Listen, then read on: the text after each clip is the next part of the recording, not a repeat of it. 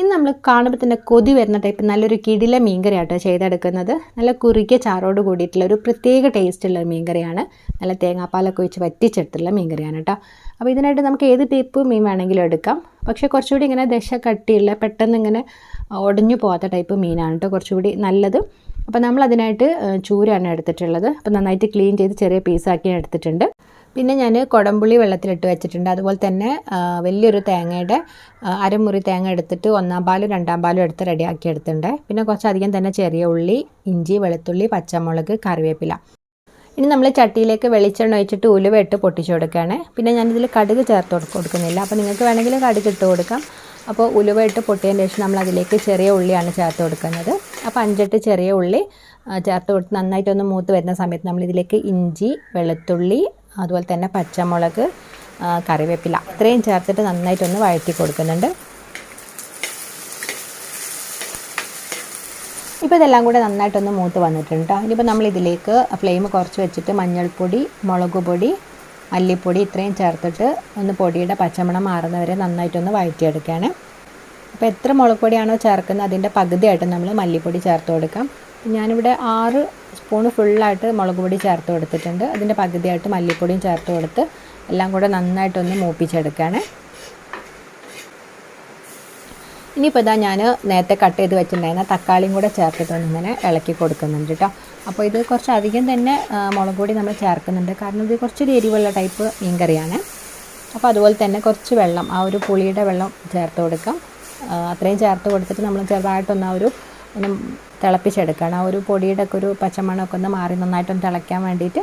അപ്പോൾ അതിലേക്ക് നമ്മൾ ബാക്കി പുളിയും അതുപോലെ ആവശ്യത്തിന് വെള്ളം, ഒരുപാട് വെള്ളം വേണ്ട. കാരണം നമ്മൾ ഒന്നാം പാലും രണ്ടാം പാലൊക്കെ തേങ്ങയുടെ ഒഴിച്ച് കൊടുക്കാനുള്ളതാണ്. അപ്പോൾ അതുകൊണ്ട് കുറച്ച് മാത്രം വെള്ളം ഒഴിച്ച് കൊടുത്തിട്ട് എല്ലാം കൂടെ ഒന്ന് മിക്സ് ചെയ്തിട്ട് നന്നായിട്ട് തിളപ്പിച്ചെടുക്കുകയാണ്.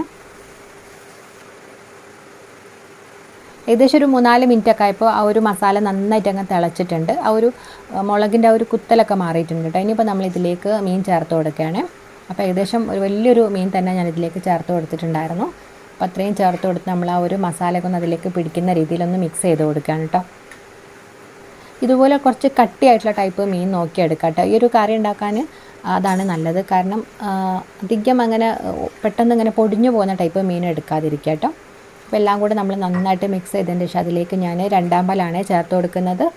അപ്പം ഒരുപാട് വേണ്ട, നമുക്ക് എത്രയാണോ ആ ഒരു ഒന്നാം പാലും കൂടെ ചേർക്കണം അതിന് കണക്കാക്കിയിട്ട് നമ്മൾ ആദ്യം രണ്ടാം പാല് ചേർത്ത് കൊടുത്തു.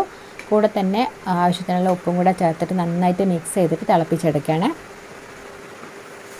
നല്ല ടേസ്റ്റുള്ളൊരു കറിയാണ് കേട്ടോ. നമ്മൾ സാധാരണ മീൻ കറി ഉണ്ടാക്കുന്ന ഒരു ടേസ്റ്റേ അല്ല കേട്ടോ. നമുക്ക് ഒരു കാണുമ്പോൾ നല്ല ബീഫ് കറിയും ചിക്കൻ കറിയൊക്കെ ഉണ്ടാക്കിയ പോലെ തോന്നും. അത്രയും നല്ലൊരു ടേസ്റ്റ് ആയിട്ടുള്ള കറിയാണ്. കപ്പയുടെ കൂടെയും പൊറാട്ടയുടെ കൂടെയും ചോറിൻ്റെ കൂടെയും എന്തിൻ്റെ കൂടെയും പറ്റിയ നല്ലൊരു കോമ്പിനേഷനാണ് കേട്ടോ. കുറച്ചൊരു എരിവുള്ള ടൈപ്പ്, എരിവ് ഇങ്ങനെ മുന്നിട്ട് നിൽക്കുന്ന ടൈപ്പ് കറിയാണ്. പക്ഷേ ആ എരിവ് കുഴപ്പമില്ല കേട്ടോ നമ്മൾ തേങ്ങാപ്പാലൊക്കെ ഒഴിക്കുന്ന സമയത്ത്. അപ്പോൾ ഒന്നാം പാൽ ഒഴിച്ച് നന്നായിട്ട് തിളച്ചതിന് ശേഷം നമ്മളിതിലേക്ക് രണ്ടാം പാൽ ഒഴിച്ച് കൊടുത്തിട്ട് തിളപ്പിക്കുന്നുണ്ട്. അപ്പോൾ ഉപ്പ് നോക്കിയപ്പോൾ ഉപ്പ് ഇത്തിരി കുറവുണ്ടായിരുന്നു. അപ്പോൾ ഉപ്പും കുറച്ച് കറിവേപ്പിലയും കൂടെ ചേർത്ത് നമ്മൾ വീണ്ടും തിളപ്പിച്ചെടുക്കുന്നുണ്ട്. ഇപ്പോൾ നമ്മൾ കറിയൊക്കെ നന്നായിട്ട് തിളച്ചൊക്കെ വന്നിട്ടുണ്ട് കേട്ടോ. അപ്പോൾ അത്യാവശ്യം നമ്മൾ മീനൊക്കെ ചേർത്തിട്ടുണ്ട്. പക്ഷേ ഇളക്കുന്ന സമയത്ത് ഇത് മുറിഞ്ഞു പോകുന്നൊന്നുമില്ല കേട്ടോ. ചൂരയാകുമ്പോൾ നല്ല രീതിയിൽ തന്നെ കിട്ടും. അപ്പോൾ ഇതാ ആ ഒരു തേങ്ങാപ്പാലിലൊക്കെ ഉള്ള എണ്ണ ഇങ്ങനെ തെളിഞ്ഞ് വരുന്നുണ്ട് കേട്ടോ. അപ്പോൾ ഇത് കുറച്ച് സമയം നമ്മളിങ്ങനെ അടച്ചു വെച്ചിട്ട് സിമ്മിലിങ്ങനെ കുറച്ച് സമയം കുക്ക് ചെയ്യുക. എന്നിട്ട് നമ്മൾ ഫ്ലെയിം ഓഫ് ചെയ്യുക. അപ്പം കുറച്ച് സമയം കഴിയുമ്പോഴത്തേക്കും ആ ഒരു മേലൊക്കെ ഇങ്ങനെ ആ തേങ്ങാപ്പാലൊക്കെ ഉള്ള എണ്ണയൊക്കെ തെളിഞ്ഞ് നല്ല ഭംഗിയായിട്ടുള്ളൊരു കളറായിട്ട് വരുമേ. അപ്പോൾ ഇതാ നമ്മളെ മീൻകറി ഇവിടെ റെഡി ആയിട്ടുണ്ട് കേട്ടോ. നമ്മൾ ഫ്ലെയിം ഓഫ് ചെയ്തിട്ടൊക്കെ ഏകദേശം ഒരു 10 മിനിറ്റൊക്കെ ആയിട്ടുണ്ട്. ആ ഒരു എണ്ണയൊക്കെ തെളിഞ്ഞ് വന്നിട്ടുണ്ട്. അപ്പോൾ അതാ ഞാൻ പറഞ്ഞ കുറച്ചധികം തന്നെ നമ്മൾ മുളക് പൊടിയൊക്കെ ചേർക്കുന്നുണ്ട്. അപ്പോൾ നല്ലൊരു ഭംഗിയായിരിക്കും കാണാൻ. എന്നാൽ ഒരുപാടങ്ങ് എരിവ് നമുക്ക് വരില്ല കേട്ടോ. കാരണം നമ്മൾ തേങ്ങാപ്പാലൊക്കെ ഒഴിക്കുന്നതുകൊണ്ട് തന്നെ നല്ലൊരു ടേസ്റ്റാണ്. അപ്പോൾ ഒരു തവണയെങ്കിലും ഇതുപോലെ ഒന്ന് ട്രൈ ചെയ്ത് നോക്കുക. കുറച്ചൊരു ടൈം എടുക്കുന്നുണ്ട്. നമ്മൾ സാധാരണ മീൻകറി ഉണ്ടാക്കുന്നതിനേക്കാളും കുറച്ച് ടൈം എടുക്കും. പക്ഷേ ഭയങ്കര ടേസ്റ്റാണ് കേട്ടോ. നമ്മളിങ്ങനെ ഉണ്ടാക്കി വെച്ചാൽ ഒരാഴ്ച വരെ ഒന്ന് അങ്ങനെ തിളപ്പിക്കുക മാത്രം ചെയ്താൽ മതി. ഫ്രിഡ്ജിലൊക്കെ ഒന്നും വേണ്ട. ഇതുപോലെ നമ്മൾ രാത്രി ഒന്നിങ്ങനെ തിളപ്പിച്ചെടുത്താൽ മാത്രം മതി. ഇങ്ങനെ ഒരുപാട് സമയം തിളപ്പിക്കുന്നതുകൊണ്ട് തന്നെ അതിൻ്റെ മീനിൻ്റെ മുള്ളൊക്കെ നമുക്കിങ്ങനെ കടിച്ച് കഴിക്കാം കേട്ടോ. നല്ല ടേസ്റ്റാണ്. ആ ഒരു മുള്ളൊക്കെ നല്ല സോഫ്റ്റായിട്ട് വരും. അപ്പോൾ ഈ ഒരു കറി നിങ്ങൾ ഒരു തവണയെങ്കിലും ഒന്ന് ട്രൈ ചെയ്ത് നോക്കുക. ഉണ്ടാക്കുന്ന സമയത്ത് ഫീഡ്ബാക്ക്സ് അറിയിക്കുക കേട്ടോ. കപ്പയുടെ കൂടെയും പൊറാട്ടയുടെ കൂടെയൊക്കെ ഭയങ്കര കോമ്പിനേഷനാണ്. അപ്പോൾ ഇവിടെ ഗസ്റ്റൊക്കെ വരുന്ന സമയത്ത് ഉണ്ടാക്കി കൊടുത്താൽ അങ്ങനെ അവർ പറയും മീൻ കറിയാണെന്ന് തോന്നില്ല, അത്രയും നല്ല ടേസ്റ്റാണ്. ആ ഒരു ഇറച്ചിക്കറിയൊക്കെ പോലത്തെ ഒരു ബീഫ് കറിയൊക്കെ മുളകിട്ട പോലത്തെ ഒരു പ്രത്യേക ഒരു ടേസ്റ്റാണ്. അപ്പോൾ ഒരു തവണയെങ്കിലും ഒന്ന് ട്രൈ ചെയ്ത് നോക്കണം. ഞാൻ വെറുതെ പറയുന്നതല്ല, കാരണം അത്രയും ടേസ്റ്റാണ്. ഒരു പ്രാവശ്യമെങ്കിലും ട്രൈ ചെയ്ത് നോക്കിയാൽ ആ ഒരു ഇത് മനസ്സിലാവുള്ളൂ.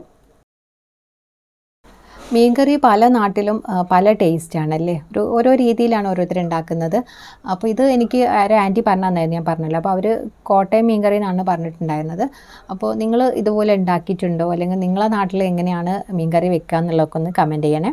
അപ്പം ഞാനിത് ആ കറി ഉണ്ടാക്കിയ സമയത്ത് തന്നെ എനിക്ക് സത്യം പറഞ്ഞാൽ കൊതിയാവാണ്. അപ്പോൾ ഞാൻ കുറച്ച് ചോറും മീൻ പൊരിച്ചതും കൂട്ടിയിട്ട് കഴിക്കുകയാണേ. ഒരു പ്രത്യേക ടേസ്റ്റാണ് നമ്മൾ സാധാ ചോറിൻ്റെ കൂടെയൊക്കെ കഴിക്കുന്ന സമയത്തൊക്കെ കേട്ടോ. അപ്പോൾ വീഡിയോ ഇഷ്ടമായിട്ടുണ്ടെങ്കിൽ എല്ലാവരും ഒന്ന് സപ്പോർട്ട് ചെയ്യുക. അതുപോലെ തന്നെ അഭിപ്രായങ്ങളും നിർദ്ദേശങ്ങളൊക്കെ ഒന്ന് അറിയിക്കുക. നമ്മളെ ചാനലൊന്ന് സപ്പോർട്ട് ചെയ്യാനും മറക്കരുത്.